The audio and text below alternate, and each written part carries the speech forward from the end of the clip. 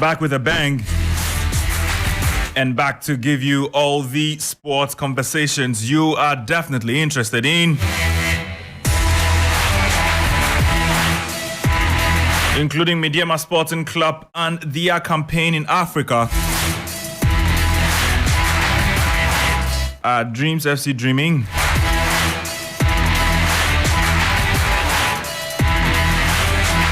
Also would go to the English Premier League where Arsenal are smiling, grinning, excited, thrilled.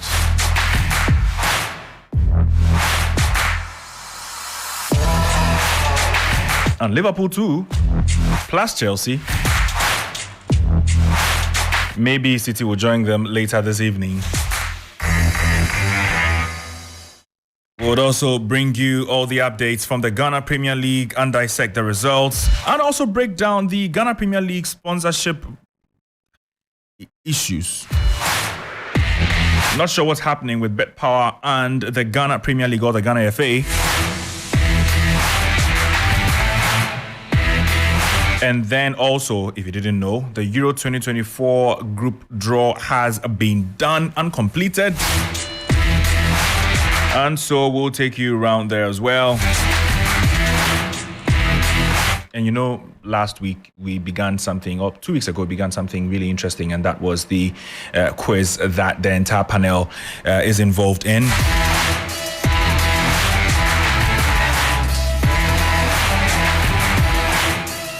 So we'll look at that as well. And the predictor from last week. So at this point, let me just introduce the guys. They are up here and ready. Yafusulabi, good evening. Good evening. How are you doing? Your mic is awful. Hold on. Okay, great. Good evening. Good evening. How are you doing? Great. Great. Aniela, how are you doing? That's not my name. Can you not give us that? It has absolutely nothing to do with Arsenal. Okay, great. Today, I'm a magpie. You're a magpie. Then I get it. Do you always have to be like this? Real understands real. That's why y'all cut it first. Kelvin. Yeah. My outfit should tell you all. You're a magpie too. Magpie. Kawa, have you braced yourself for today? It looks like they are here for you. No, we are only here for Newcastle United. Newcastle United. Yeah. Okay. You are here for Newcastle United, but against Manchester United. No, we are only here for Newcastle. There is just a fact. Some are more likely to play Champions League next season. Others, not so much, including. Thankfully, you know, besides those watching us on Facebook, probably no one else saw your gesture. I mean, we have listeners. 10 plays. And your mic is off. Bill, good evening. I'm dreaming. You're dreaming. Oh, yeah, I'm dreaming. You're dreaming. I'm dreaming. Is it a Dreams FC dream or the Arsenal dream? Oh, both. Plus women's football. I'm loving what I'm seeing. You're enjoying your football this weekend. I'm in love. Everything is fine. I'm in love. Yeah. Moving free also. Ah. Anyway, so let's start off with the Black Queens. And they won again on Friday, and it was against Namibia by 3-1. Yeah. Bill, you were there, so let me start with you. Yeah. You were there to cover the training, and then you saw the game as well. Yeah. I was pleasantly surprised by the number of fans that went to the stadium that day, on the Friday. So when I got down, I was about entry, I saw people running into the stadium. I was like, hey, what's going on?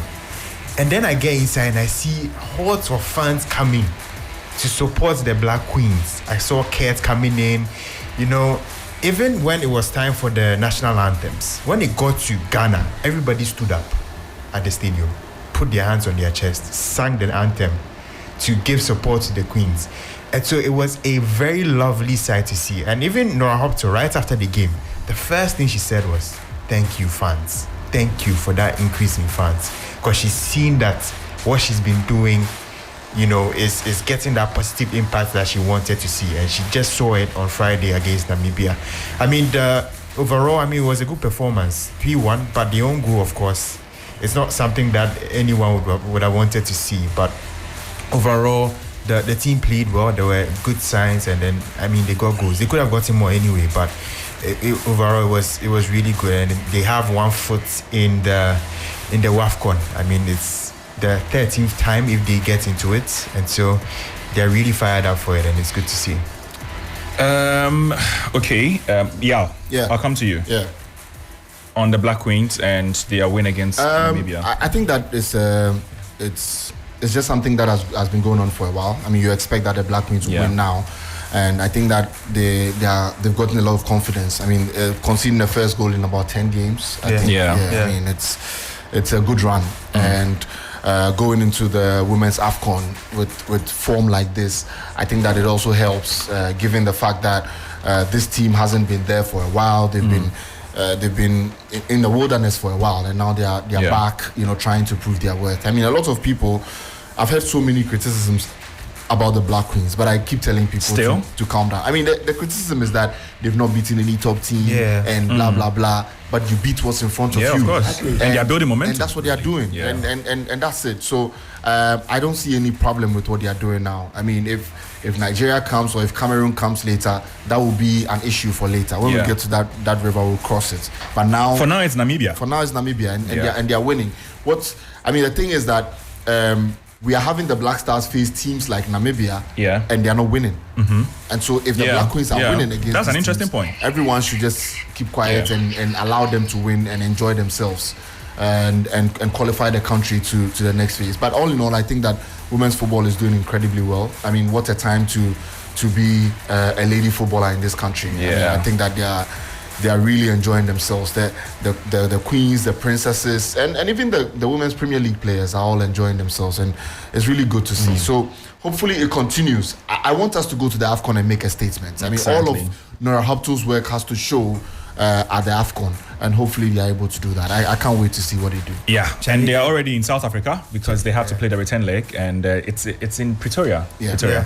So hopefully they're able to get it. Aniela, your take on the Queens form and their win? I share Bill's sentiment. I was coming back from running a few errands. I was about maybe between 5 to 6, and looking at the number of people that were around. Even Premier League games, we don't see that many people at the stadium. So I think it's a testament to the kind of work that she's doing. But all in all, I'm even more concerned about the hope that is giving little girls who want to play football, because I think that for you to see in your home grounds people you can look up to and know that your dream is feasible and know that your dream is possible, you can play for your national side and see them yield results, it's pretty huge. I'm sure, if I was a child right now, my career is over.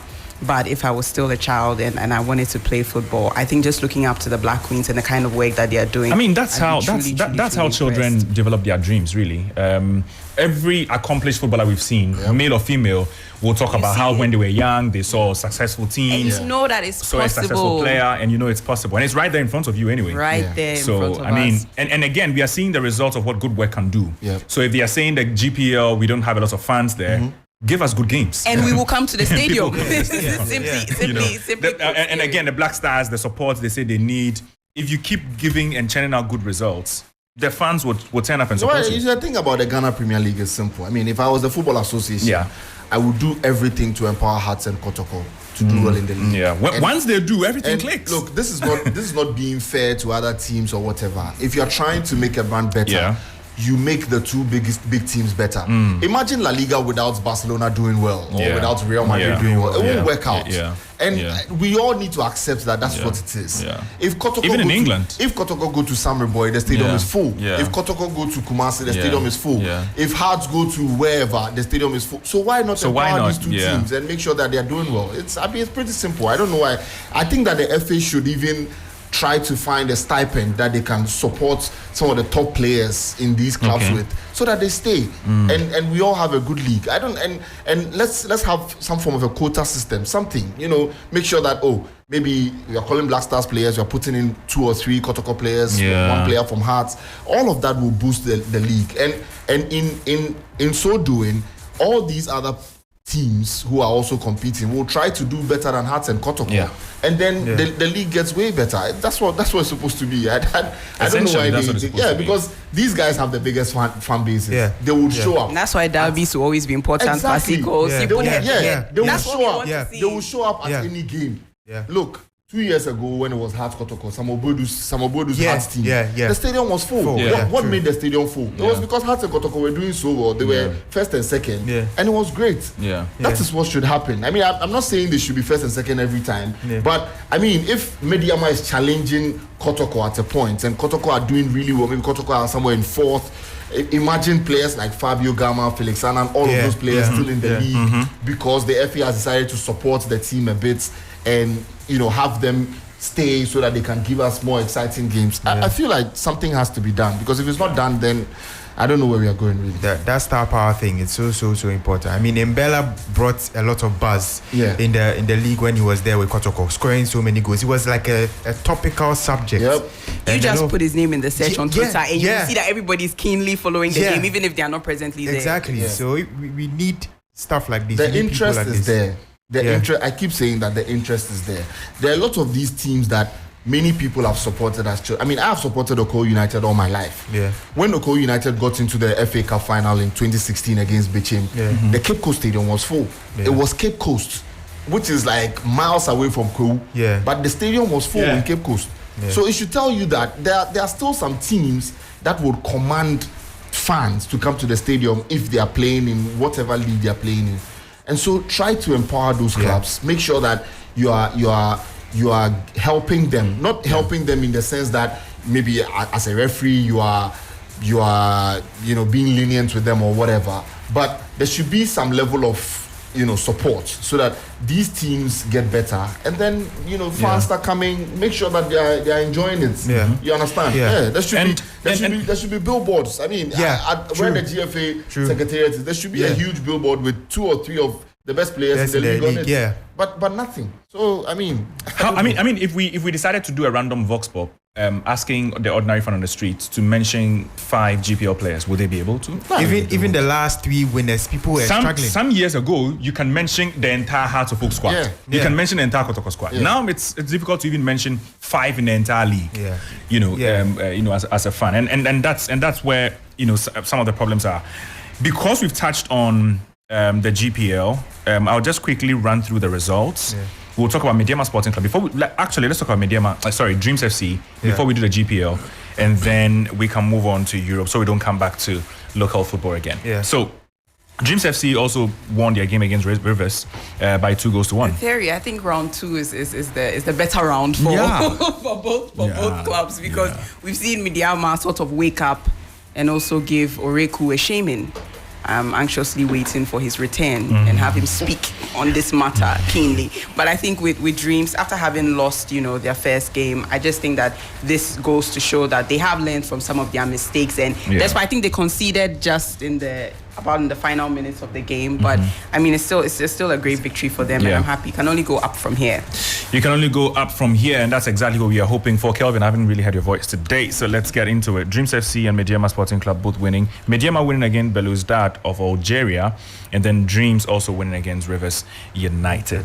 Well, very impressive from Dreams FC. I think for the first time you look at their team, and it's a very young squad. Even their captain is a very young player. Unfortunately, they missed him this game, but because of suspension. Exactly. But the experience of John Entry counted, and then the excellent form of a very good youngster who is a forward, Abdulaziz Issa, getting their names on the score sheet to ensure that the first 3 points for the side got back. And this is a group stage. All you need to do is to make sure that in as much as you may lose away, you win all your home games, and then God being so good, you may get 1 away draw, and then you could possibly be getting 10 points to move to the next stage of the competition. I'm highly impressed with what I have heard from Dreams FC. And from Mediama FC, it was a very difficult game. You look at Belouizdad last season, they got into the Champions League. They've made some pretty good investments. If you have players like Reyes Mboli, Algeria's goalkeeper who won the AFCON, and then also won the Arab Cup with them Okay. Definitely, they have some pretty. And is this guy? Is it Guedouara or something? Yes, he's also an experienced member of the team. And if you look at this team, it was very difficult coming against them, against a Mediama team where you could not boast of that, quality, extreme quality players and experienced players like their squad back in the CAF Confederation Cup. But I think they really pulled up without their instrumental Jonathan Sowa up front. They really did some very good work there. If you watch the entire game, very difficult for Kojo Amoakun to move upfield. It was more like, let me just stick to my position. I've bought the number 2 role. That is the space I need to stay there. He wasn't moving, but the only time that he decided to move, he got into a very good position to cross the ball, and then Mediama SC managed to get the match winner at the death, and it was very impressive. And just like I was talking about spectatorship, Mediama are not a Kumasi-based team. Yep. But because they are doing well in Africa, it was Kotoko fans. Exactly. Kotoko, Kumasi fans present at the stadium to give them the support. And if you look at the numbers at the stadium, you ask yourself, we haven't even seen these numbers when Asante Kotoko play in Kumasi. Yeah. So how come Mediama are churning out these numbers? And I think it's very impressive. It tells us that if our clubs continue to do things right and perform well, they will get their fans into the stadium. A message to Asante Kotoko and Accra Hearts who are not playing in Africa. For Dreams FC, yes, you pardon them because they don't carry that sort of aura around them that they would get these fans to support them. Very impressive from the two sides. 3 points matters at this stage. You are still in the chase, and hopefully next week when they play back at home, Mediama against Yanga, that is on Friday, they can get an equally good response. And then Dreams FC would also play their next game, and then we'll see if they can also bag in or rake in some very positive results. Good for Ghana, because Mamelodi Sundowns of all sides lost to TP Mazembe 1-0 away. So when you see these sides beating some of these top African sides, it's good. I like it. You haven't touched on the Mediama Dreams. Yeah. So what I want to say is that we always try to make it look like the North Africans are far ahead of untouchable. Yeah, they're far ahead of us when it comes to football. But I've always mentioned that I do not think so at all. Okay. I think that really. No, I do not think so. I think the golfing class is not like a Real Madrid Girona or a Real Madrid Leicester. But we always struggle. I feel like the golfing class is like, maybe if they are at 90, we could potentially be around 60 or 65. Yeah. It's just that a few things haven't worked out. We've not planned properly. We've not developed our players as much as they have developed theirs. The exposure that they get is not what we are getting. Okay. And all of those things can hurt a player's form going into some games like that. But I think that the more these players, just imagine this Mediama team. If Mediama can maintain this team and miraculously go back into Africa next season, they do better than they are doing now because they've been there and they know what it feels like. Yeah. You understand? And I feel like that's what they have of us, because they have been there. They consistently play in it. It's like how many times Ali play in the Champions League. They played it so much, they know it. You just imagine every situation they face. They just know imagine how many stadiums in Africa Ali have played at in on this continent. Yeah. So they're unfazed. Yeah, they have so much. They have so much experience. There's nothing you can do to them that they've not seen before. You understand? And I feel like these are some of the things that Mediama need to get. They need to focus on what they want to do this season. Is it that they want to stay in the Champions League? Are they trying to qualify out of the group? And for them to have played the way they did against Ali, even though they conceded 3 goals, I feel like there's still some quality in there. They can hold teams when they come here to Ghana. So if hopefully they're able to pick up 9 points from all their home games, then that's a plus. Then they can start trying to pick up some away points. I strongly feel like if they go to Yanga, they could get a point. Even though the stadium might be very hostile and all of that, but I hope that they are able to grab a point out of that game. They've already missed the chance at Ali, but they'll go to Algeria and hopefully they are able to pick up another point or something there. But it's, for me, Mediama first time ever is looking good for me.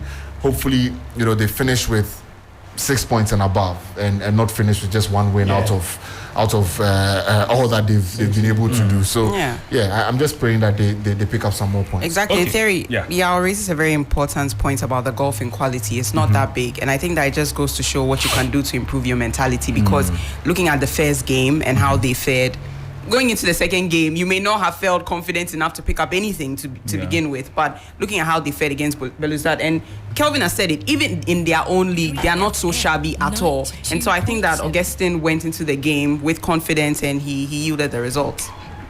Okay, Kelvin. Yeah, Thierry, just something on what Kawa said about exposure.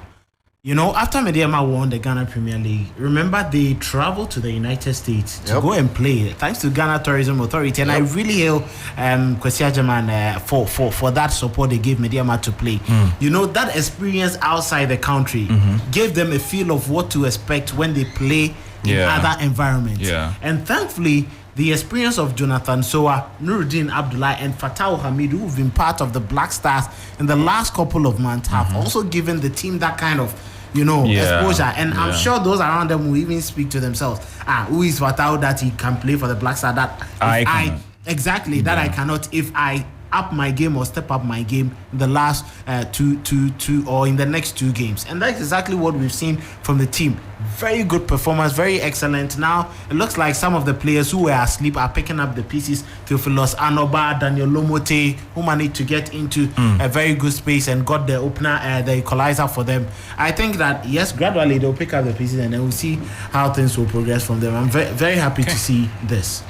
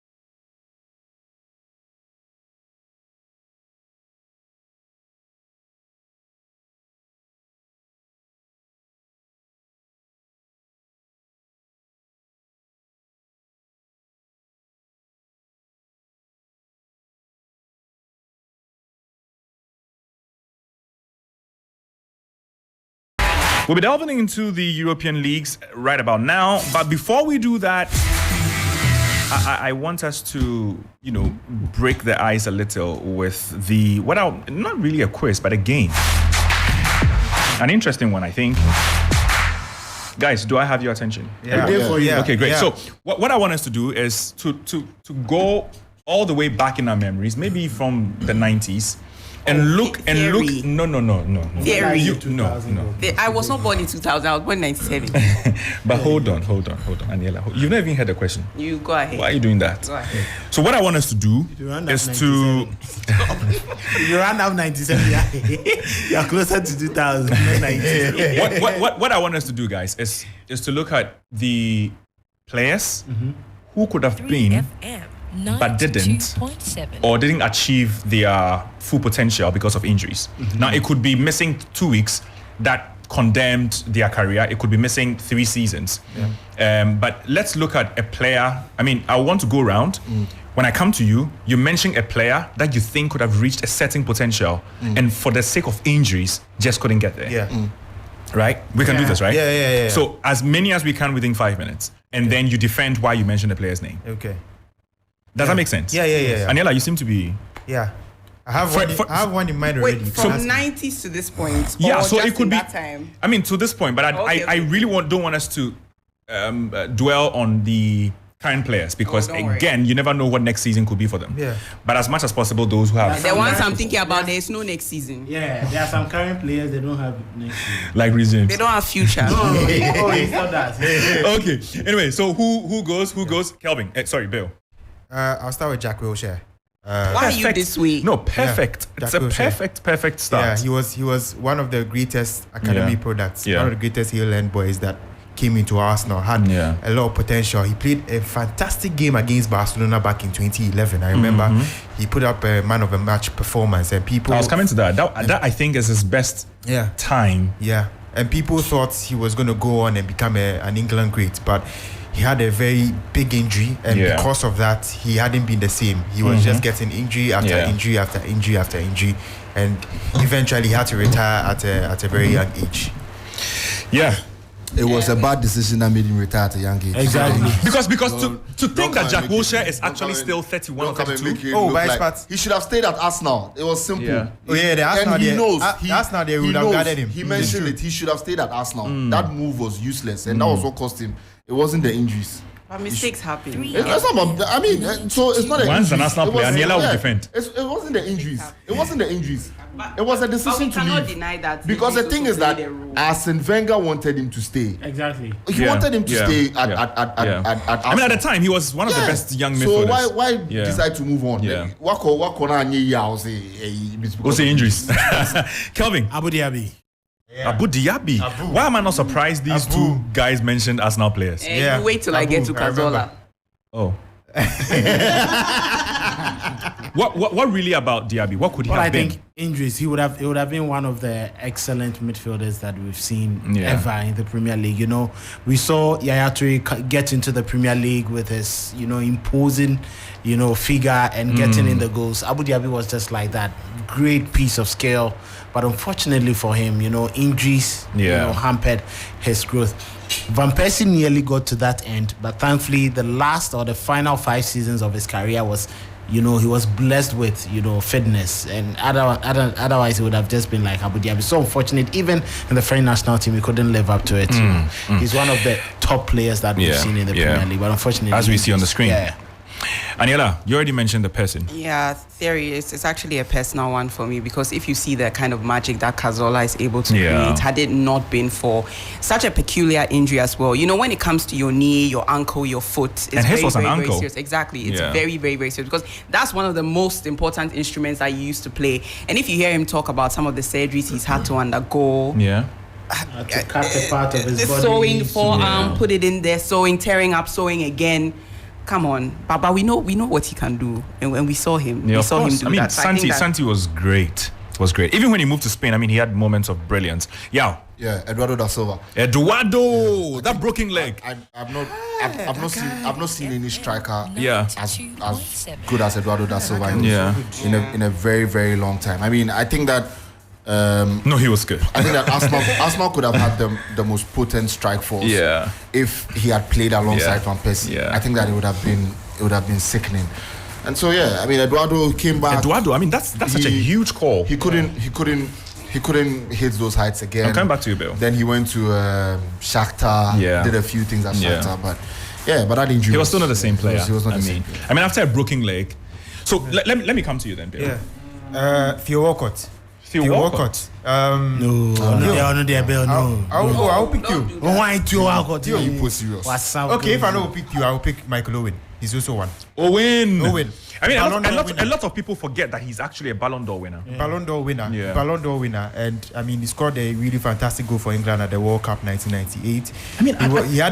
I remember when he broke onto the scene. Very young player, very pacey. Absolutely blistering. You see him coming and he'll get the goal. Exactly. And Owen, a lot of people knew that his ceiling was going to be really, really high. Exactly. But for injuries, we didn't really see the best of him. Especially at Real Madrid, when he got the pressure plus the injuries, it really affected him. He couldn't really, take his game to another level.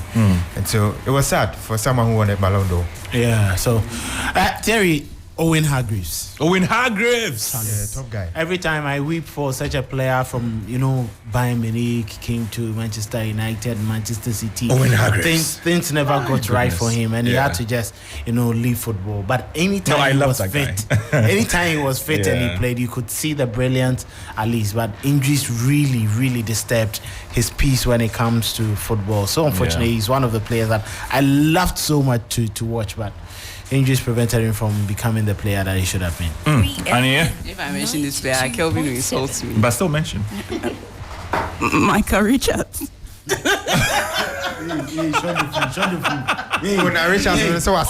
Richards. Don't do that. Where was he going, really? Where was Richards going? Guys, don't do that. I love him as a pundit.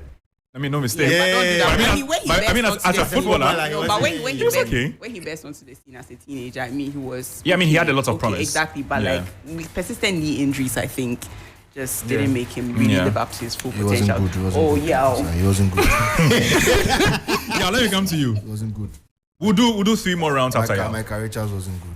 That one there. I mean, I thought he was a very ordinary footballer. He was okay. He was okay. I said I'm always looking at mediocre players. Yeah, but that's true. He was okay. Why are you mentioning Michael Richards? Are you serious? You right now in your Arsenal team, will you bring Michael Richards? Never. If he was 17. Oh, please. I will go with arguably the one of the greatest ever strikers, Marco van Basten. Retired at 28 after winning. Lots of people don't know his story. Yeah. I mean, how it ended. Yeah, retired at 28 because of injuries, and after winning 3 Ballon d'Ors. I mean, I don't think that there's anybody who was like as good as Van Basten was and had a career that was blighted by injuries like his was. I mean, I think that in many ways he really is that guy. Shout. And I think that a little bit of it can be seen with how he reacts, these days. Because you can tell that there's a bit of bitterness in there somewhere. Yeah. He's very blunt in his assessments of players and all of that. He's bitter. I think that I think that if he had played and had a fulfilling career, it wouldn't have happened. Yeah. Marco van Basten. Anyway, talk about Dutch. There is this very famous Dutchman who, I mean, reached a lot of highs, but a lot of people say he could have been way better than he was. A Dutch player? A Dutch player. Played for Chelsea, played for Real, played for Bayern. Wait, Schneider? Not him. Schneider didn't play for Chelsea. He played for Spurs. But Robin. Besides, I mean, but Robin. Imagine Robin without the injuries. Imagine him without the injuries. I mean, what he's going to do with the left, and you still couldn't stop him. But one player in my mind is Alexandre Pato. My goodness. Pato at AC Milan before the first injury was brilliant. I remember everyone wanted him to be the great player. I remember he scored a goal was. Against Barcelona within 20 seconds. That sequence was crazy. Yeah. And everybody touted him as the the next Ronaldo of Brazil. The number 9 to score a number of goals, and the injuries plus his own mindset, because I mean he was revealing it in the Players Tribune, that the mindset, I think in his mind he had already gotten there in his mind, and then the injuries also kicked in and it really destroyed a player that could be. He could have been one of the greatest strikers we have seen in Europe. Kelvin. Marco Reus.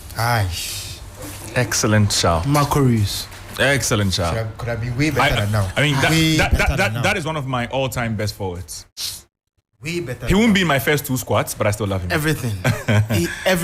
But unfortunately, and it's the reason why he stayed so glued to Borussia Dortmund. I think Dortmund to have been so helpful to him, the patience and the time for him to heal each and every time, and I think he could have been way off better than what we've seen from him, So unfortunate that injuries just ravished that brilliant career we could have seen. Aniela, please, this time. No, I have to in my mind, but people will still be complaining. Oh, but we won't. And don't say I'm biased. It's a national player. Vermaelen. No, that's a good shout. No, please. That's a very good shout. No, it's fine. Where was he going? At Arsenal, arguably he was prolific, but after leaving, there were quite some injuries that kind of, That's why right now you put no they mention in name. It was he started. Yeah, I mean even at us now. Yeah. So again, he's one of those. Okay. All right. Okay. Yeah. But it's interesting. No one has mentioned ACN. No, because he did everything. But I mean, so imagine what ACN could have achieved without the injuries. I mean, ACN suffered 2 knee ligament injuries. That is not easy for any player. Okay. For any player, especially the way he came back. So imagine, I mean, I was checking the injury record for ACN, and there was a season, I think it was 2009. He missed 31 games. Then in 2012, he missed 41 games. I mean, think about it. There's a lot.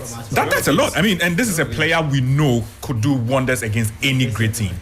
No, but that's true, because even looking at the number of games you can miss, isn't that the same thing that happened to Bale? Like, I think Bale is another good shout. Bale is another good shout. Bale is another good shout. And I mean, for some of these players, it's what they could have done to help their teams when they were out. Yeah. I think the ACN one, it's what ACN could have done to help Ghana more than.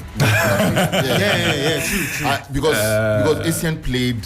Very little for the Black Stars. If we are being very honest. I mean, if someone like Jan played over 100 games, Andre is around 90. Andre has passed 100.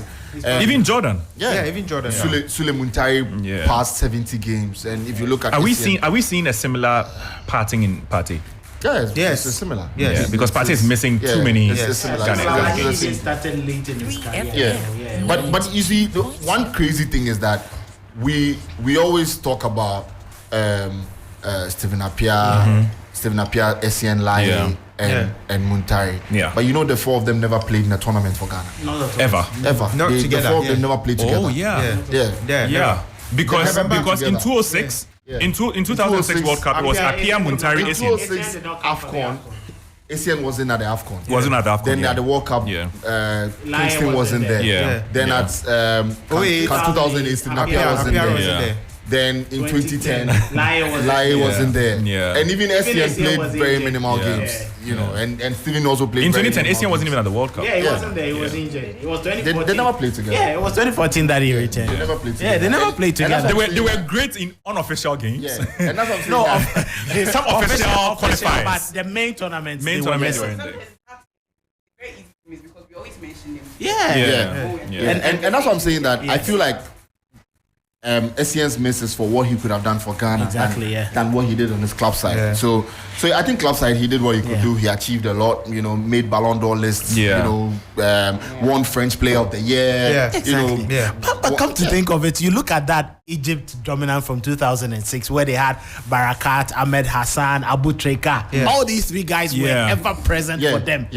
But we were missing our players. Imagine. And that also hurt us. Because if all 4 of them had played in CAN 2008, I feel like things could have changed. Because the moment John Mensah got that red card and SCN had to go back, Stephen would have held the midfield down. That decision, man. That squad. If I look at the squad, you know, and last round before you die. Last round. Did you mention? You didn't mention anyone. I didn't mention. I was thinking of a Ghana player, but I mean, I don't think that I can. I mean, I think Stephen Appiah. I think Appiah is the closest to I think what could have been. What could have been. I think Stephen Appiah.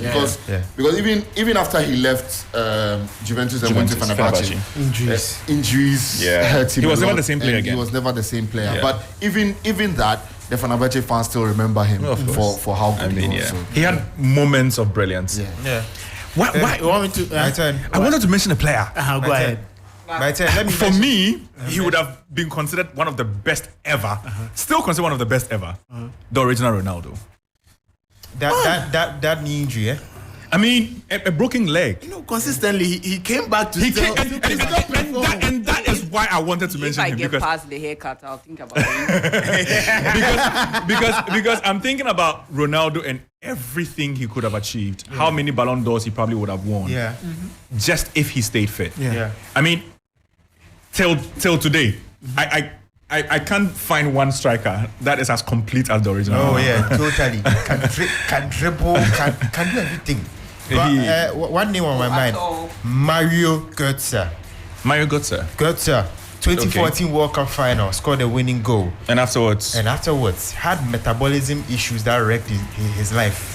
Metabolism issues. It was crazy. Are those injuries too? It's all parts. Health-wise. Okay. Yeah, health-wise. Okay. So it's all I mean, parts. he lost it afterwards. Yeah, he lost it. I mean, he went to Bayern too, and the pressure at playing for Bayern as compared to playing for Dortmund was so, it was so massive. Yeah. And that really affected him as well, apart from the injuries. Yeah. He could have been, Goethe. He could have been a really great German midfielder, but he didn't get to those levels. I just got a message from Chris Coney, former boss Chris Coney. He says Alex Nyako. And Alex Nyako. I agree with Chris. I mean, Alex the name he's mentioned. Alex Nyako was one of those incredible midfielders that we had. What a name! And never really could reach his potential. Yeah, I mean, at Everton, when he was brought in and the expectations were huge, he couldn't really hit those lines. What a name! But I mean, when he was at Daewoo Youngsters coming through as a young player, he was incredible. What a name! So yeah, Chris, thank you so much. So Chris, those times, Obolu the picture crab. Everton. But Jerry, I would want to mention one goalkeeper, Jojo. Jojo, yeah. He was exceptional. I remember Ghana, Rwanda. Kigali, Ghana, Uganda. That time he was on top for Kotoko. Yeah. In the Africa Club competition, he took over the Black Stars. Not even Samir J was his match until he got injured before the 2006. That final 4 games we played in the qualifiers to make it to the 2006 World Cup. He never got the same again. Yeah. Jojo He never recovered. Exactly. Yeah. If you hear the name Kigali, it was because of that particular qualifier. He was exceptional in that game. Yeah. So unfortunate that he couldn't live up to that expectation. I think Jojo was just it. Yeah. And I was thinking about some players who have died too, but that's. Can we stick to injuries? No, don't worry. That's not the point. But I was just thinking about it, so I have to mention it. Where's Andy Carroll? Andy Carroll was. Andy Carroll was for me a very. Andy Carroll was for me a very. No. Yeah, can I also appreciate the players I like? I would have gone for. Jerry, for those who did not know, Alex Nyako is on our screen. Yeah, if you are watching our Facebook stream, this is Alex Nyako. Alex Nyako, very good player. Very good player. Was it him who kicked the ball away when Gabala Nigeria scored him? Yes. Yeah. And he was given an award, that fair play award, award for it. Yeah. We were down by 1-0. We needed an equalizer. He had the goalpost free, no goalkeeper. He decided to kick the ball away. Yeah. Alex for us to attend to a player. Yeah, Alex that was Alex. I mean, that's the human side. Because he had the confidence that after it, I'll still get that opportunity. And I'll still score. So you can't get a player. There are good shouts for players like Lady King. Lady King was good. Andy Carroll, I beg. I'll not let you go. Ledley King was good. There are some other players that you put in mediocre. I'll mention them. Gutierrez. Which Gutierrez? Which are the Gutierrez? I really like it. I would accept that. Yeah, I would accept. I'll take Gutierrez. I think if you mention Andy, then I'll probably go for Sturridge. I think Sturridge would be a better shout. Look, Sturridge was in that bullshit. Sturridge was bracket. way better than Andy Carroll. Of course. If I train well, I'll beat Andy Carroll. And I also think even though he's very popular. Yeah. He still could have played on much longer at the top level. Yeah. That's N'Golo Kante. If he didn't suffer the injuries. That's true. N'Golo Kante, I think. That's true. I mean, the injuries just hampered his potential so much. And even now at Saudi, we don't hear him. We don't hear him anymore. I mean, it was just last Thursday when he managed to score a goal to keep it. Saudi, they bet you There was a time I think before forgetting a very big name. Yeah. Before forgetting a very big name. Who is that? Neymar. Made a song for him. Neymar, yeah. I think everybody has forgotten. Yeah, I think Neymar has two problems. Neymar has two problems: himself and injuries. It's not serious. But I think injuries played a part as well. Yes. Injuries played a part. Yes. I mean, imagine you sign such a huge deal in the Middle East, and you can't kick a ball because you are injured for the next how many months. And you see why Ronaldo is always up there. Talking about and Ronaldo and Messi. Ronaldo, Luis Nazario, Messi's name. So no, but I'm also adding. I am only adding. Neymar. Try to sneak Kante there, but your team is still 10. What a personal attack. But what is this? This is so unprovoked.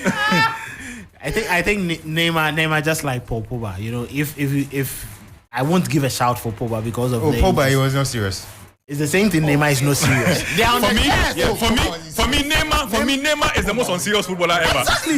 He's not serious. For everything Neymar could have become. For everything Neymar, Neymar could have become. His attitude is his biggest problem. Yes, but that's also part. He's not serious. I mean, injuries is part. But I mean, injuries also play. I think the attitude was the first thing before even the injuries. Player he hit, then go. They play inside. Then I mean, it's not serious, a similar case could be for Hazard. At Real Madrid. He's also another serious player. Guy. Very unserious. One of the players are near the same football. But it's true. No, Hazard is not serious. Hazard is not serious. Hazard likes burger, sandwich, but it's nice. It's nice. As a footballer, you're thinking about it's nice. Go and ask Haaland and Ronaldo. But there was a if you know what is nice. Real Madrid, fresh, then... So is it when he puts on the weight after the World Cup? Yeah. He asked one player where some pizza or some burger stand is at Madrid. The player no, you don't Hazard there. No, I mean, for Hazard, I can remember Frank Ribery. Ribery could have been everything. Yeah, Ribery. But for some injuries at certain crucial points. Even Jibril Cissé on the rise, 2006. If he had gone to the World Cup. Yeah. Do you remember this former Man United striker, Wilfred Zaha? Luis Zaha. Luis Zaha. Zaha, you're serious. Luis Zaha. Listen, Zaha is a very clinical player. Was a very clinical striker, but for injuries. Me, I like the Hazard conversation because he's not serious. No, not at all. Hazard, Andre Onana, Richard Atta. Stay in brackets. I can't allow this to go. Look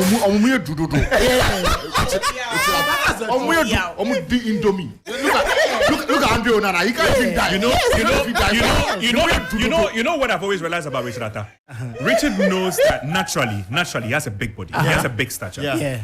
Any player like that would hire a dietitian or would just listen to advice on what to eat, how to maintain shape. They're big boned, you know. What is big bone? Okay, so we move on. And we'll now talk about the English Premier League before we dive into other leagues.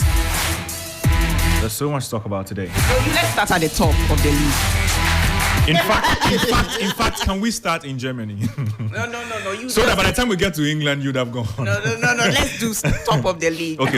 Now, top of the league. Let me tell you something. Is it lonely at the top? It's always going to be lonely at the top. Until March. Yeah, and more so until March. Do you accept that? Do you accept until March? Yeah, has a book in front of him. His purpose, my destiny. You understand? And Manchester City and Tottenham decided to play into my destiny. And right now, I'll just stretch the lead a bit. Especially after the results in the last 10 minutes. Man City Spurs 3-3. City conceding in the very last minute. Kulusevski getting the equalizer for Spurs. You see, you have some people's captains scoring goals. Where's your captain? My captain? Where's your captain? My captain? What does your captain do? He listens to referees when referees say go home. So he's a very obedient. The two captains have all been red carded. It'd be like Chelsea captains in his case. It's about discipline issue. I think they asked the coach about it. He thinks that the nerves at that was a 50th red card. Yellow card for Chelsea. The nerves nerves at a very young age, and I think that Thiago Silva could have been, a captain for this season, so that the others understudy him. I don't know why the rush for someone like Reece James. How many top level games with high temperament, football was he into that should get him as captain? Conor Gallagher. Kelvin, for him, he has to be careful because the next few years, if we still have all trades and we are doing players but for injuries, his name will be in the recover. Reece James. He and a few others. I think we didn't even mention Aguero. I think Aguero was really good. I think Aguero achieved what he had to achieve. He was consistent. Well, except the Champions League. If not for injuries, he would have been part of the Copa America squad, winning squad, possibly even the World Cup winning squad. Yeah, players have missed it. Like, some of these players too, they have to lead good lives. Exactly. So are they telling me that Messi was not getting injured or Ronaldo wasn't getting injured? Yeah. Those two players are. Don't pay Indomie Dodo. They like pizza. Why are you talking to Pate? But they take Indomie, they catch girls. No, it's a problem. It's a problem. Right now, where's what's the name? Where's Gilbert Fiamenon? Where's yes? Where's Fiamenon? And you know, I remember a Fiamenon story where Hearts of Oak had to go to Wafa. Yeah. And then instead of joining the team bus, he decided to go buy fast food in Osu. I'm telling you. And join the team at Accra. Yes, or joining bus from Accra. And you know the Japanese head coach, Kenichi. Yeah. Kenichi say, you know go. That guy, to the way he was strict. You know go. Well, I think Thierry Aniela has already broken the peace. And for Manchester City, the last 3 games, out of a possible 9, they got only 3 points. Whew. And it's surprising. It is so unlike a Pep Guardiola team in the Premier League or in any league that he has played. I don't know whether there is a record like that, but for him to drop points in such a manner, 3, it looks like 3, and it hurts me that to see Tottenham Hotspur get a draw, but I think it's a positive result for Arsenal because now you move up a bit away from Manchester City, and at least you can keep your peace that maybe in the next 2 or 3 games, which are manageable, I can still get the points and then stay top until the new year, where maybe Manchester City may come over and then take charge of it. And I think Arsenal themselves really did not put up a good showing, but you should give credit to Wolves. They've been one of the most stubborn teams that we've seen this season in the Premier League. You know, after scoring 2-0 in the first 13 minutes, we're expecting Arsenal to at least move on and get some more goals, just like we did against RC Lyon. But it didn't happen. And late in the game, they got a goal 2-1, and Arsenal had to just leave by that. But Manchester City, well, so unfortunate for Pep We'll come back and talk about he's why losing Jeremy Doku. Yeah, and we'll come back and talk about what's happening with City.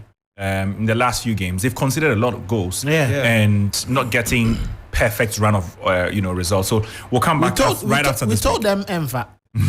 We'll come back shortly.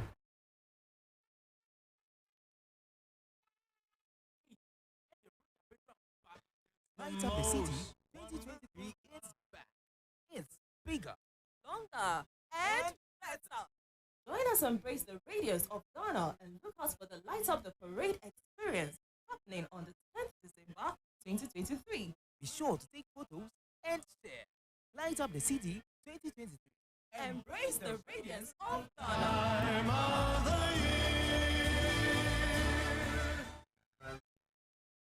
All right, welcome back here to Sports Ultras. My name is Thierry and I'm here with Yalvo Sulabi, Kelvin Oswansa, Bale Ishen. Aniela has been with us, just left, but we still grinding. And we are just talking about the English Premier League and just how and why Man City are unable to get good results against their fellow big teams in the league this season. They seem to be struggling just a little bit, but of course they are still doing well in the standings. But that's not just the story. I think that one of their biggest problems is the fact that there's no Kevin De Bruyne. Yeah. And then the fact that Gundogan left. But they replaced him. I mean, they replaced him with who? The replacements cannot play. The replacements as Kovacic hasn't helped Man City. Yeah, he's not even starting games. It's the reason why Pep has put him on the bench. And he bought Kovacic and Mateus Nunes. And the two of them are not good. There's Calvin Phillips. He's also not matching up. And that's the reason why they're on the bench. And you see, that is the joy of coaching a team like Man City. You understand? Mm-hmm. And that's why I tend to agree a bit with anybody who says that Pep has a bit of an easy ride at Man City, because in which team would you buy these 3 players and keep them on the bench? Yeah, and everybody will forget about them. That's the luxury of. I mean, City's benches, and everyone has kept quiet. Like nobody questions why Kovacic doesn't play or Mateus Nunes doesn't play. Yeah.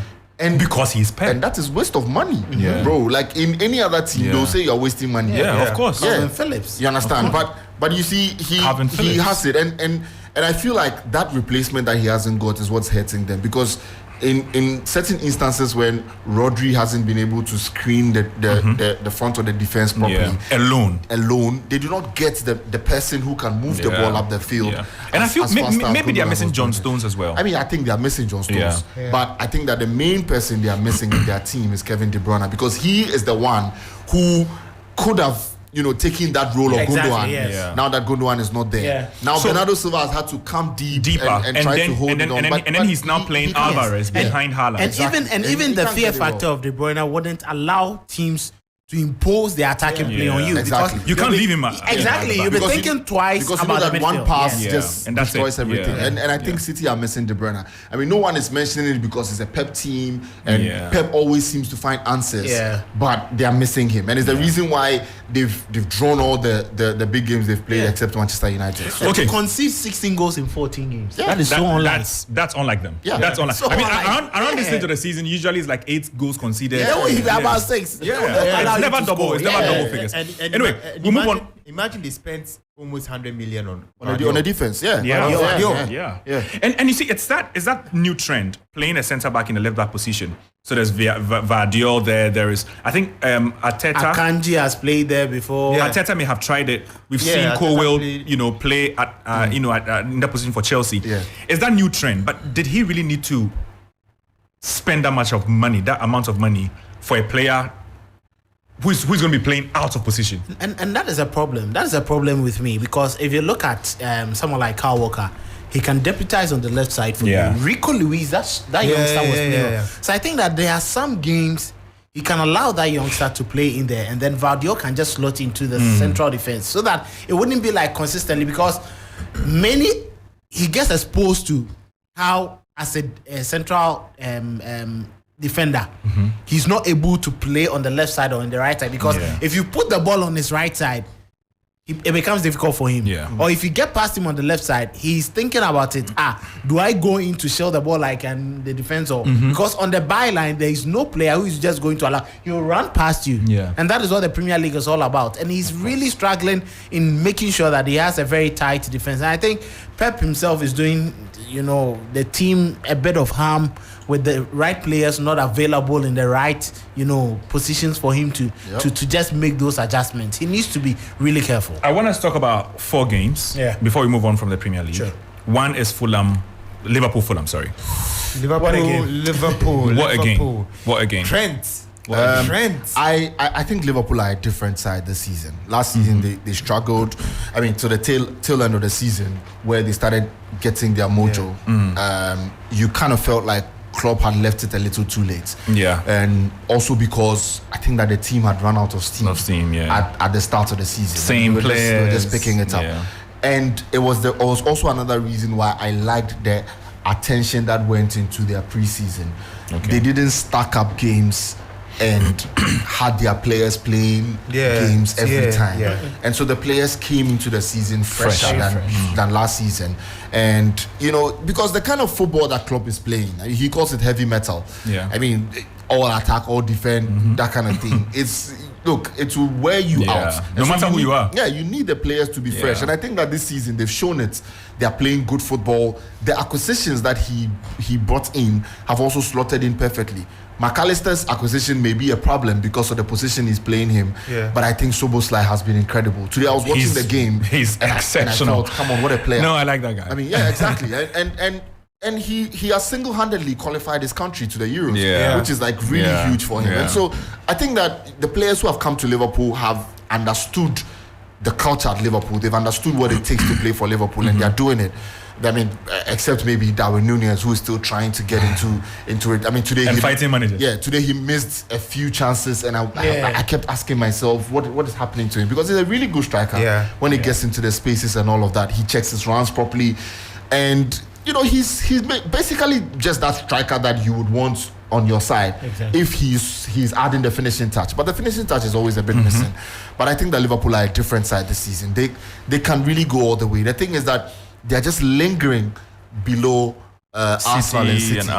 But they just need that 1 or 2 games to, maybe. I mean, the thing is that now Arsenal know that, for what happened last season, they know that if they miss a step, someone is overtaking them. And this time around, it's not just City. There's Liverpool also in there. And it could potentially open up maybe a 3-horse race, which could even be more exciting to see how it's going to end up. But I think Liverpool are really good. So when I was leaving,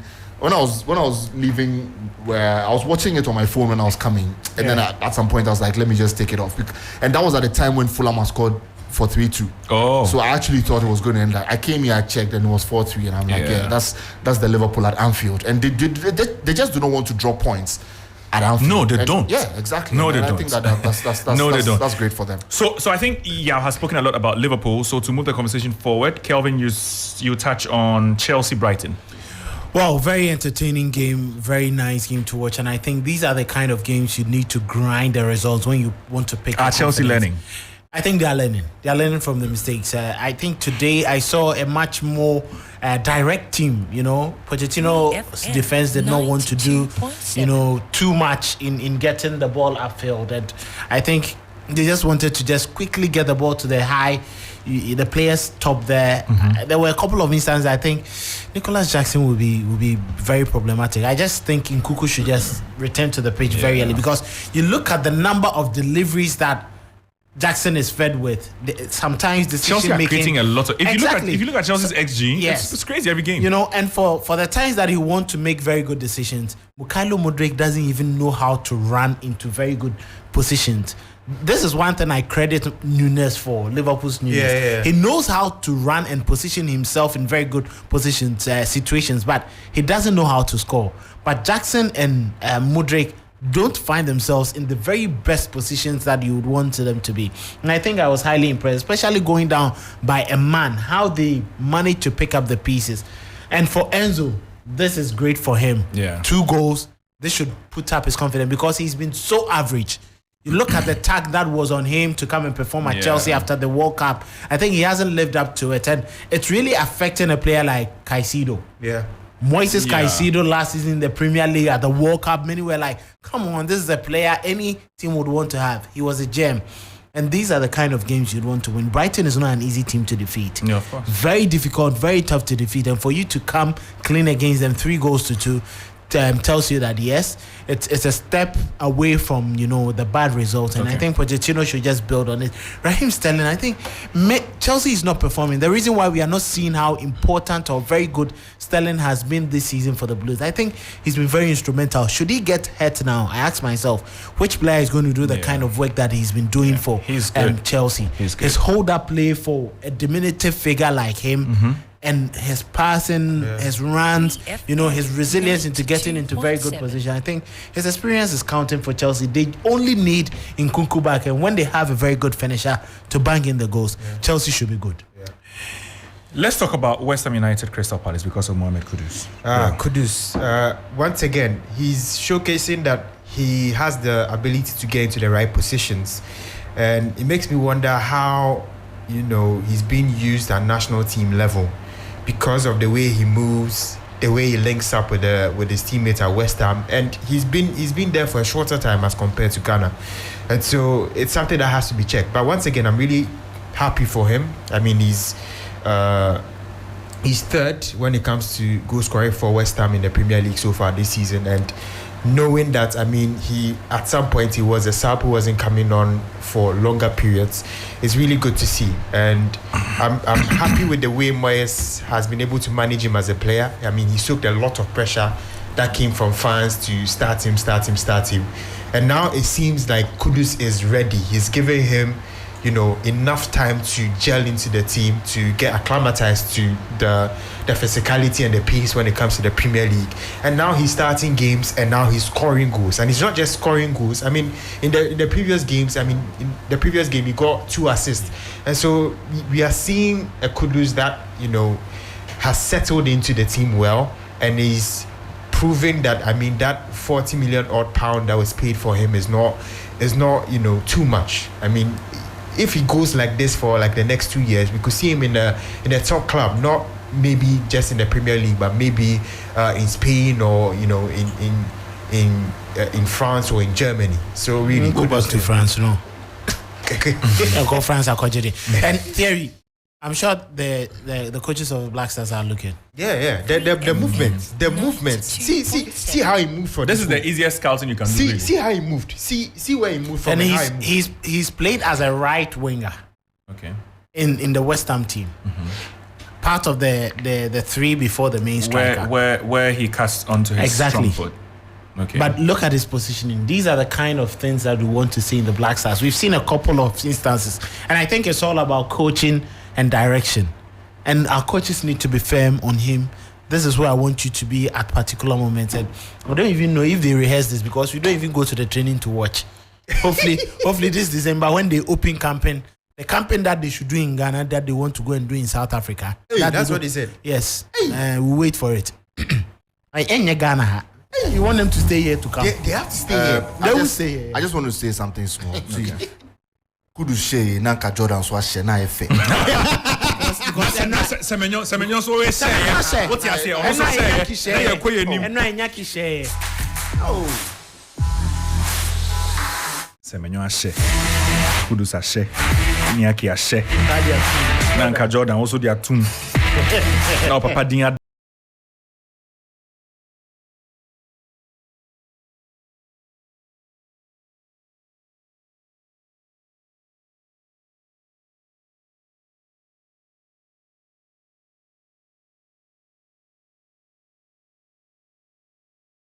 We'll come back to local football, but first of all, let's stay in Europe and finish some other interesting results over the weekend.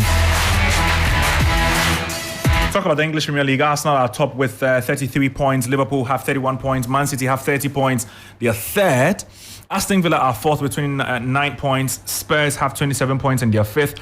Newcastle United have 26 points. Man United have 24 points. Can we talk about them? Let's talk about Man United Newcastle. Yeah, United Newcastle. I thought leave it for Carl. I didn't watch the game. Okay. I didn't watch the game too, but I mean when I saw the numbers, I thought this was total dominance by Newcastle. Yeah. It didn't make sense. The numbers that I was seeing didn't make sense. Well, I mean, for me, I think it makes sense. I mean, and I saw the lineup too, and I was wondering why certain players started the game.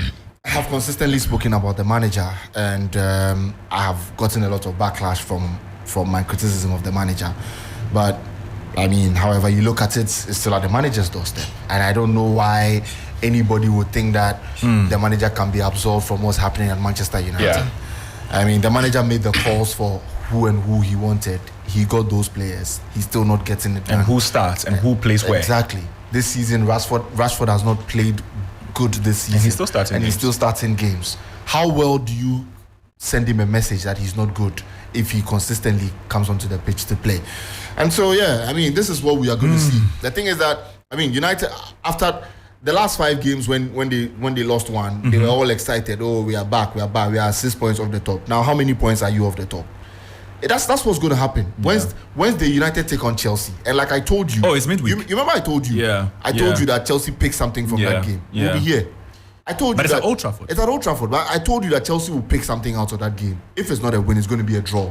And that's what I'm funny enough, I don't see it happening. Yeah, I mean you see that's the thing. The thing is that United fans are still in that phase where they think that it's going to be all right, But I keep telling United fans that it doesn't get better from where we are now. Okay. Erik ten Hag will not get it right. Because look, everything the guy is saying in the last 5 weeks has to tell anybody that the guy just doesn't know what is happening. They asked him, are you going to play the kind of football you played at Ajax here at Man United? He said they didn't bring him here to play that kind of football. So then what kind of football are you come to play? And what did we see about you? And the football United is playing has shown it's awful. I mean, Andre Onana comes in and his passing has not. You've not seen anything from Andre Onana's passing, and you consistently have to ask yourself what is happening at Manchester United, and everything is at Erik ten Hag's doorstep. People say, Ten Hag's season has been blighted by injuries, but tell you what, it was because of that overloaded preseason schedule. Is the reason why the players got injured. You played too many games. Too many games. Too many games. And if you watch what United did in preseason, you look, there were times when United were playing every 2 days they had a game. And these were games against top sides. There was Madrid, there was Arsenal, there was Borussia Dortmund. I mean, how many games can you fit into a preseason and for your players to come out and come out to play? I mean, every team has suffered with injuries. Newcastle themselves are suffering with injuries. A lot. But they came out there and played and then they won. And so the injuries is not it's not an excuse. I don't care, but it's not an excuse. Tottenham have injuries normal, but Chelsea for one. Tottenham have injuries. They stood up to Manchester City. Exactly. And that's what United also have to do. And it's at the doorstep of the coach. I know that there are many people who love Ten Hag. They don't want to criticize him, whatever, because he's won a Carling Cup. But we are here. I mean, we'll see where United will finish this season. And we'll see how good they will supposedly get under Ten Hag. I mean, that's why I keep quiet about Manchester United when they are playing and all of that, because I just want to see. On Wednesday, I told United fans that there's no way United go to Galatasaray and win. I told United fans, there's no way United go to Galatasaray and win. They didn't win. Even after taking a 2-goal lead, they didn't win. They threw it away. It's not. Look, the thing is that the team has consistently shown a weak mentality this season. It's been consistent. Every time they go 2-0 up, and then the team scores 1, then they start panicking. Then in no time it's 2-2 or 3-2, and then United lose. And that's what has happened in the Champions League. And that form in the Champions League does not automatically change because it's the Premier League. It seeps into it because these are the same players playing the Champions League in the Premier League. So I mean, hopefully it gets better for Manchester United. I'm still a United fan, but I'm just very realistic about where United is now. And if anything, maybe the structure at the club has to change. The manager will probably need someone as a director of football who would get him players to play to play his kind of football. What happened to the guy who used to wear Spurs in your team? David Gill. No. I mean the guy who he coached as well. He came from Germany. He's with Austria. He's not good. Yeah, he's with Austria. He's not good. He's not good. It's good they sacked him. He was sacked. I mean, he left. I mean, Eric Ten Hag said he didn't want to work with him, so he left. But United need a director of football, someone who would, get him the players. And it is what is working for West Ham. I mean, West Ham of all teams, look at how good they've become. Because they are signing players who are not Moyes players. I've said it here many times that there's no way Moyes signs Kudus. There's no way Moyes signs Edson Alvarez. There's no way Moyes signs Benrahma, Paqueta, all those players. Suchek. Suchek. Ward-Prowse. Those are his players. Sufal. Almost I don't know. So United, very physical players. Away from the English Premier League, La Liga. Las Palmas beat Getafe by 2-0. Girona beat Valencia by Girona. Can we talk about Girona? Girona. I mean, that's a beautiful picture. Yeah. I mean, you can just go on Facebook and join the stream, and you see the picture of the Williams brothers, Iñaki and Nico. And they scored within 5 minutes. 5 minutes. Both of them scored within 5 minutes, and I thought it was brilliant. I think it's a really good season for the two of them. I mean, particularly for Iñaki, for all the criticism he got. I mean, at the start of the season, I was watching a La Liga show where they kept on hammering that he has to score a lot more goals, and I think that he was probably watching. So this time around he's come on with the scoring. He stepped up. He stepped up. The last 2 months has really been good for him. You look at the run. He's also played from the right side of the team's attack. And your coach admitted it in the last press conference. He says he understands and he knows that Iñaki is played on the right. So why is it that when we get the ball, we don't have wingers who cross those balls, give us those deliveries? Jordan does it at Crystal Palace for others to score. But he comes to the Black Stars. He wants to hold the ball. He's a king. He comes to the Black Stars and he can cross a corner from Babayara to Hamas. That one is true. It's true. Oh, you guys are wicked. But it's true. So these are these are the fine details in games. These are the fine details in games. Imagine Iñaki and Kudus are getting those supplies. I've seen him cross balls to throw in though. Yeah, no, I mean, how many corner kicks has he played for us to get goals? Yeah. He plays almost every corner kick. And we don't score from them. I think there was a game, the game Kudus scored a free kick. Yeah. How many free kicks did Jordan play? I mean, how many times should we? Yeah. And you see, consistently, he is always on corners. Yeah. He is always on corners. I don't understand why our striker is on set pieces every time. I mean, you are supposed to be in the box to connect to that cross, whether it's from the corner kick or from the free kick. That doesn't make sense to me. You are not a better technician of the ball than Robin van Persie, but when there is a corner kick, he's there. Yes. He's there. You are the striker. Go there. Go and connect. You tell me you can hit the ball with the proper Keller than Kylian Mbappe, but when there is a corner kick, he's not hitting it right. Yeah. Jordan is not hitting it right. Jordan on corner kicks, please, we beg. So is it that the players are afraid of him? I don't get it. He is good on the ball. Jordan is good on the ball. Yeah. There are certain games where we would need him to hold on to the ball. Like what he did against Nigeria. Yeah. I would always salute him for that. Yeah. But please take him off corner kicks. We beg. Exactly. Please take him off corner kicks. It's so frustrating, to be honest. Exactly. There are set pieces you leave it for certain players. Yeah. You know, not every set piece is for another. Yeah. During CK's time, he won't venture corner kicks, but when it's free kick, it's his. Let's go back to La Liga. Steven Appiah will leave corner kicks for Sule Muntari, but free kicks he will come. Yeah. And even at times he leaves it for Lai and Sule to play it. Yeah. That's it. Let's talk about Girona. They're on some wild form. I don't know how could some coaches manage to get the best out of their teams. And Stuani scored 2 last-minute goals. Yes, and this is a player we. 2010, he played against us. Yeah, he played against us. 2010 in the World Cup. Yeah. I mean, at the time, he was an understudy. Yes. But to still have kept yourself for 13 years. 13 solid years. Yeah. It clearly tells you the kind of player that he is. And that it's all about coaching and how you get the very best from the players that you have. You look at this team and you ask yourself, where are the players for them to even be performing this week? Yeah. But it's all about the manager understanding his players, knowing their level with which they can play to, and the kind of decisions that would make him get a well-knit team. And that's exactly what Girona is giving us in the Spanish La Liga. If it wasn't for Real Madrid and their consistent performances in getting very good results, Girona would have been up there. And even with that, it is just goal difference. That is separating Real Madrid from them. Yeah. And I'm really impressed with the kind. I think it's all about coaching. Every time we complain, players. If you coach your players well, they will play well to give you the results. And I think, yes, it's about that. Girona beat Valencia by 2-1. We've spoken about the Williams brothers. They helped Athletic Club de Bilbao beat Vallecano by 4-0. Real beat Granada by 2-0. Osasuna drew 1-0 with Real Sociedad. Mallorca drew 0-0 with Alaves. And then a 10-man Betis were still able to hold Almeria 0-0 there. Sevilla just drew 1-0 with Villarreal. And 2 more games for this weekend. Barcelona, and that's one of the biggest games this weekend. Barcelona play against Atletico Madrid, and that's at 8 p.m. And then Celta Vigo play against Cadiz later tomorrow. So lovely, because Joao Felix started running his mouth. It will be lovely. Okay, we'll see what plan Simeone has for Barcelona at the Camp Nou. But we'll take a message from Light Up the City.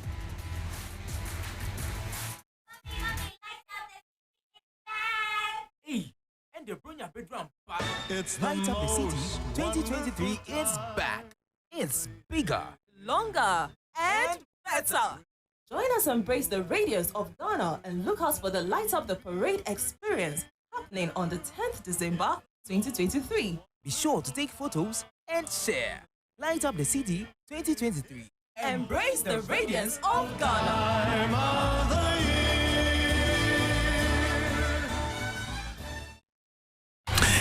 All right, so it's truly the most enchanting time of the year, filled with, festive cheer, twinkling lights, and heartwarming moments.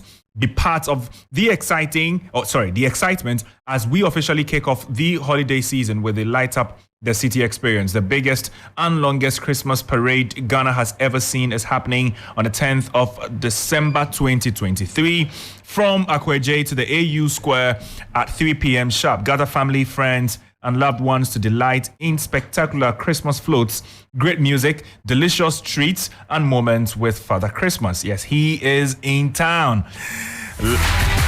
Light Up the City 2023. Embrace the radiance of Ghana.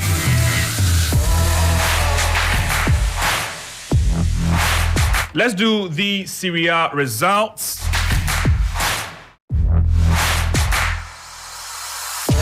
Juve beat Monza by 2-1. Genoa also drew 1-1 with Empoli. Milan beat Frosinone by 3-1. Lazio also beat Cagliari by 1-0. Lecce also drew 1-0 with Bologna. Fiorentina beat Salernitana by 3-0. And then earlier today, we had Udinese also drawing 3-3 with Hellas Verona, and Sassuolo were leading AS Roma by 0-0, only for them to, be reduced to 10 men, and then AS Roma took advantage of that, and it became or finished 2-1. In about 25 minutes, Napoli will play against Inter Milan, and then Torino will also play against Atalanta later tomorrow.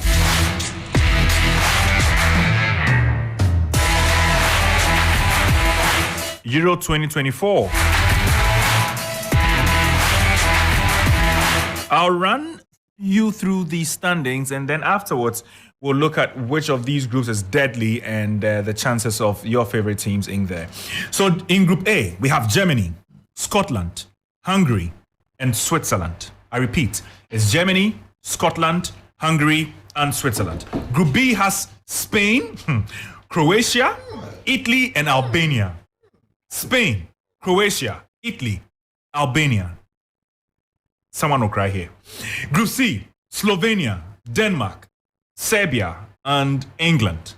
England is in the same group as Serbia, Denmark, and Slovenia. They're Scandinavians. Let's see if they're able to devour them.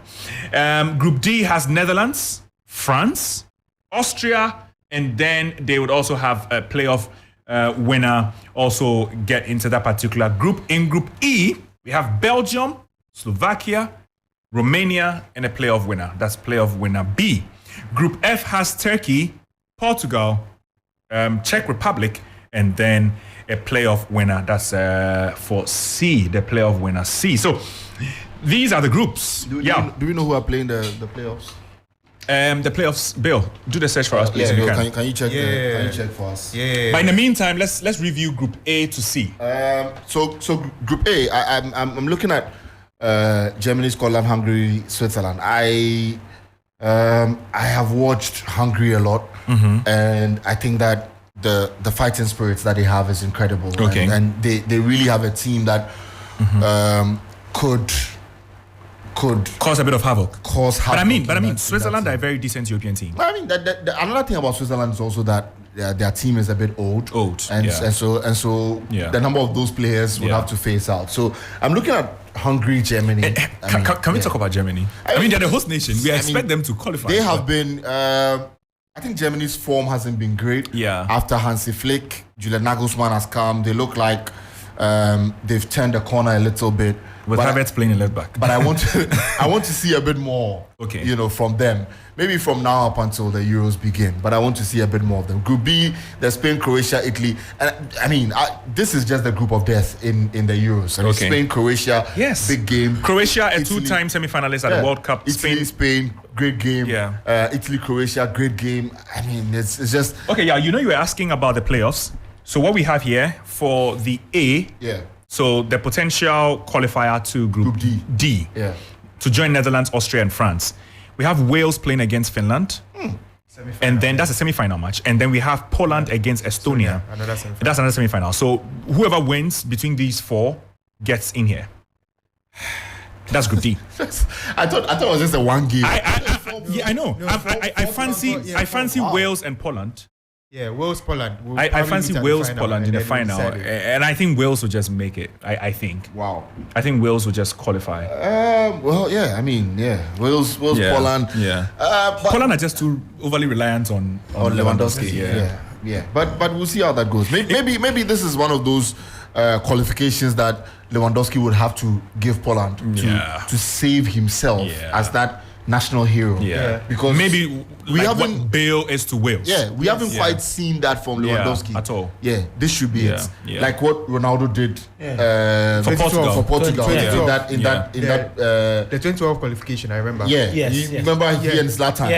Exactly. Yes. So this is when Lewandowski also has to show. He needs to step up. He needs to step up and show that And I mean, it's against Estonia. It's against Estonia. But Netherlands and France. Who will latch them again? The group will latch them, sir. Who is we? Anyway, so for B, the team to potentially join Belgium, Slovakia, and Romania, the 4 teams are these. There's Ukraine playing against Bosnia and Herzegovina.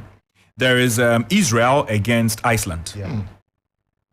Ukraine, Bosnia. I think Iceland would just edge Israel. Ukraine, Bosnia is the problem. Ukraine. But Ukraine have been decent. They've been really good. Yeah, they've been decent. I mean, I saw them against Italy. Modric has been picking up. For them a lot. And you see, they're playing for. Oh, so we have it here. Yeah, we have it here. They are playing for a cause. You know, I think that I believe in football stories, and you think for a better football story, Ukraine gets it. Okay. Yeah, I mean, and I won't be surprised if they actually get it because I mean the writing is on the wall. Really, if they get it, it will be a better story, even for the Euros, even for them kicking the ball. I mean, the first game, it tells. Can you go back to the groups for me? I want to know the group Ukraine will be in. If you can go back for us. Because I think that's in Belgium's group. Yeah. And it's Belgium, Slovakia and all that. I mean, those are surrounding countries. Yeah. They don't have a proper geopolitics nemesis in there. So So Belgium, Romania. Anyway, so Group F has Portugal, Czech, and then Turkey. But the playoff winner for Group C will be. I saw that playoff. Go back to the playoff for us. I saw that playoff part, and Ronaldo will enjoy. He will, eh? No, Ronaldo will enjoy. He will feast. Look at Kazakhstan and things. I saw Kazakhstan. Imagine if they make Greece. it. Yes, Georgia. Imagine if they make it. You enjoy. Luxembourg, Barbeje. You enjoy. Kazakhstan, Barbeje. Can you please go back to us for us, please? Go back to the path. Turkey, Czech, Portugal. Yes. Then look. Georgia, Luxembourg, Greece. I think the only solid team here is Greece can cause a bit of worry, but I mean even Greece. My man is enjoying. I'm sure he's praying for some Kazakhstan. Ronaldo will have a tougher time mentioning their names than scoring against them. Don't worry. The Wi-Fi password is going to be plenty. Anyway, so side note, if you're a football fan and you're looking for a password to lock in of your devices, just Google the Greek names. Just anyone. But also know that if you're in a hurry to open that device, it will take you a whole day to open.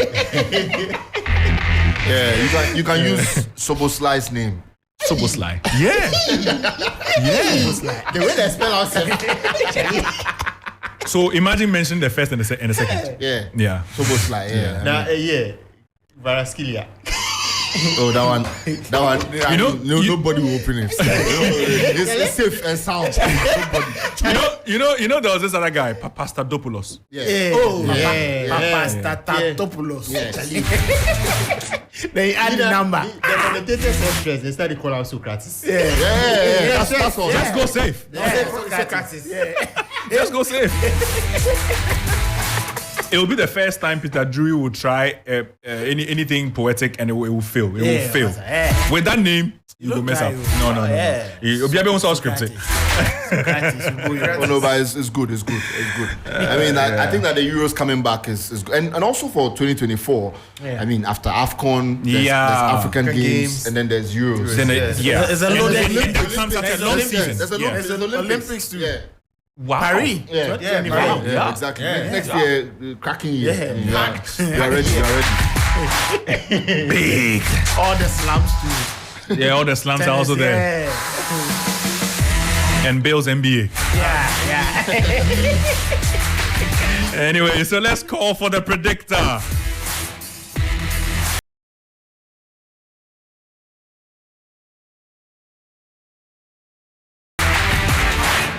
But here is why are you starting with me? Why not? Okay, so I think I was very close with the City one because it ended 3-2. PSG, hey, even AC Milan, look at that. And then Real Madrid 2-1. Real Madrid, how did it end? Yeah, they won. They won 4-2. Yeah. And Inter Benfica 3-3. 3-3. That was an amazing comeback. It was a very, very good game. But I mean, it means that I won just one. Yeah, there was just a City one. The curse is really cursing them. The curse in their deeper. Anyway, so let's go to Yao. Yao also said 3-1 for Man City. Wow, the PSG one was a draw. I mean, no, for Hong It's still a draw. And then there was AC Milan, Dortmund. Yao said AC was going to win, but Dortmund go last year for San Siro. Real beats Napoli 3-2, very close scoreline there. And then Inter, almost a 3, no, but Benfica too. Yeah. I mean, I was looking at Benfica's form, and it hasn't been great. So I mean, so Yao got how many correct here? 3. 3. Yeah, 3. Wow, 3 correct. Bale got the City correct score. Oh, Wow, congrats. And I mean, also got the Inter one correct. Everything else, I won't even go through. Let's move on to Kelvin, please. Kelvin, give me Kelvin. Okay, so another 3-1 for Man City, but I mean, they failed as miserably. But also he failed at PSG, failed at Dortmund, I mean AC Milan. I'll go only 2. Yeah, 2. Yeah, the Real and the Man City. Yeah. Charlie. So far, my repertoire. Bill, who you saying? Aniela. 2. Aniela got Man City and Real. Yeah. And Real. And that's all. Yeah. Everything else is wrong. Yeah. So we won't even waste our time. It looks like you are won for the week. Let's all clap for you. Let's go. Okay. He wants a clap. Let's clap for you. Bellino, the octopus. We are ending there. We are closing. I just want to. Gogo, please get me my pictures. Which pictures? We understand the National Sports Authority. We understand. Wow. Yeah. This was happening at Accra Sports Stadium. Today, this evening. This is the gospel show, right? Yes. Nathaniel Bassi. Yeah, Joe Metal and the rest will be there. They are there. People are dancing. And it's happening on the pitch. Check your snap. If you have there's no canvassing. There's no. Yes. There's the reason why. There's no canvassing. We have no problem using the facility for concerts and all that, but protect the pitch at least. Can they cover this? After all the monies they've taken in previous Christmas events, they can't purchase proper canvases. And that should be a prerequisite for any sort of concert on the main pitch. You see, the thing is, if you as a facility manager, you cannot acquire this, make it a requirement. If you want to rent, if you want to use the stadium, make sure you cover. I mean, we see all the Wembley. We even see World Cup finals. We see opening ceremonies done before. Yes. We always cover it. Exactly. And 5 minutes after the event is done, they are still able to play football. Exactly. Wow. Look at this. Theory. So this December. That's terrible. Next year you should forget. We'll use our pitch in February. That's terrible. Look at all these equipment. This is supposed to be a national stadium. And I just saw some boys and some girls. They are jumping and that. Oh, they will. They should. Look at the stage. With all this. It's sad. National Sports Authority. You say this and someone thinks you hate Professor Peter Chumesi or you're against him. And they will come and defend it. It's crazy. Do the right things. It's crazy. This doesn't make sense. It doesn't make any sense. At the end of the day, they will call green grass technology from and then you blame the players for playing bad football. Exactly. And this is a facility used by the Black Queens on Friday. Yeah. Imagine they are supposed to play any other qualifiers. They are supposed to play any other games. We'll go to Cape Coast. It's sad. Look at this. Oh, but this one is not even. But Satawale will come. Yeah. Sata will come.